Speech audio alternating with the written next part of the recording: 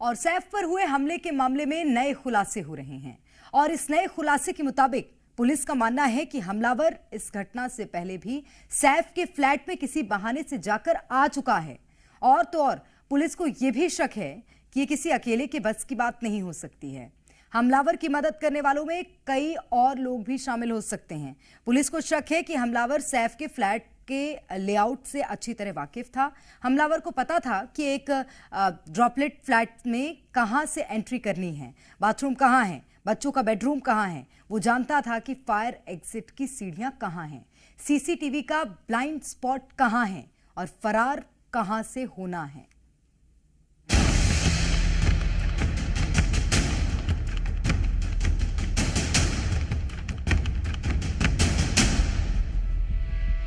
आखिर सैफ अली खान को चाकू गोदने वाला शख्स कौन था?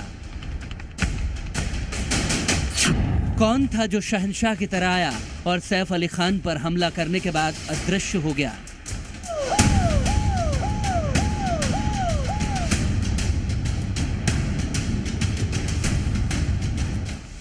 वो कौन है जो अंधेरी रात में आया और अचानक गायब होकर कहां चला गया?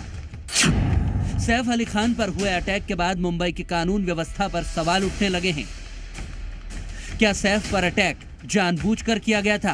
सैफ का घर 12वीं मंजिल पर है, फिर कैसे उनके घर में चोर ने घुसपैठ कर दी?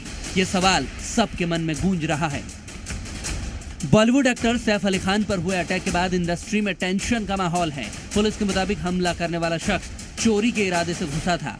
घर में घुसकर 6 बार चाकू से वार कर एक्टर को जख्मी कर दिया, फिर वहां से रफू चक्कर हो गया।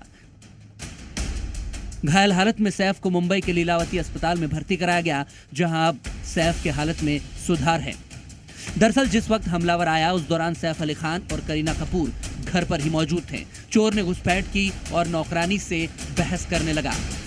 ये सुनकर सैफ आए और हस्तक्षेप किया। गुस्से में आकर चोर ने सैफ पर चाकू से 6 बार वार कर दिए। जिस मेड के साथ हमलावर की बहस हुई उसने पुलिस को क्या बताया, अब ये जान लीजिए। रात 2 बजे जह के कमरे में हल्की आवाज सुनाई दी। उसके बाद उन्होंने बाथरूम के पास परछाई देखी। हमलावर जह के बेड के पास पहुंच चुका था।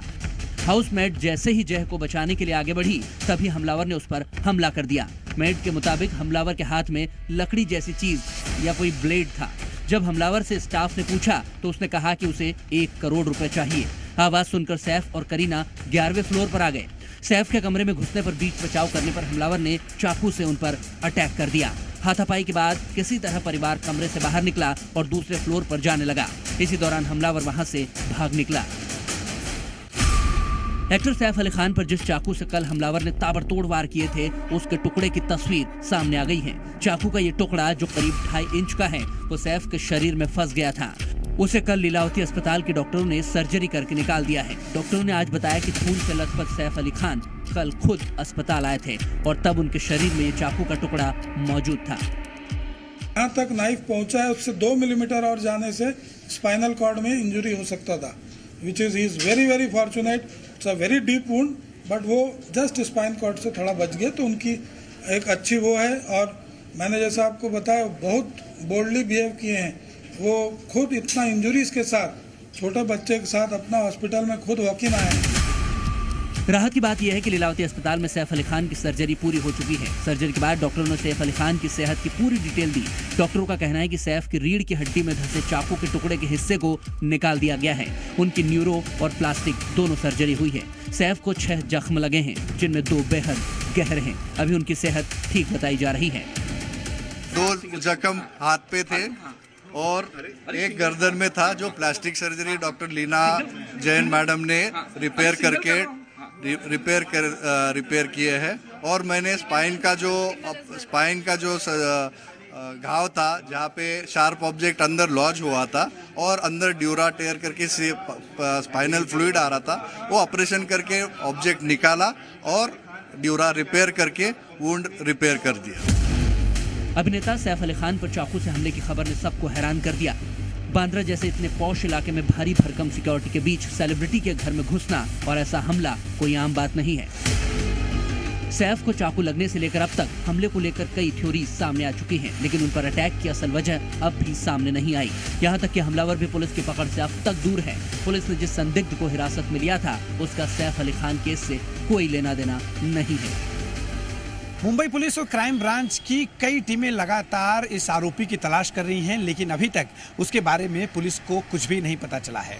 कई घंटे बीत जाने के बाद भी सिर्फ सीसीटीवी फुटेज के आधार पर आरोपी को ढूंढा जा रहा है। जहां जहां पर उसकी लोकेशंस मिल रही हैं, वहां पर सीसीटीवी के आधार पर उसे ट्रैक किया जा रहा है। लेकिन घंटों बीत जाने के बाद भी पुलिस अंधेरे में सिर्फ लाठियां भाज रही है। सवाल है कि आखिर हमला करने वाले के निशाने पर कौन था? मकसद केवल चोरी था और पकड़े जाने पर चाकू से वार कर दिया, या फिर सैफ अली खान के घर में घुसने वाले के निशाने पर कोई और था? ब्यूरो रिपोर्ट, जी मीडिया।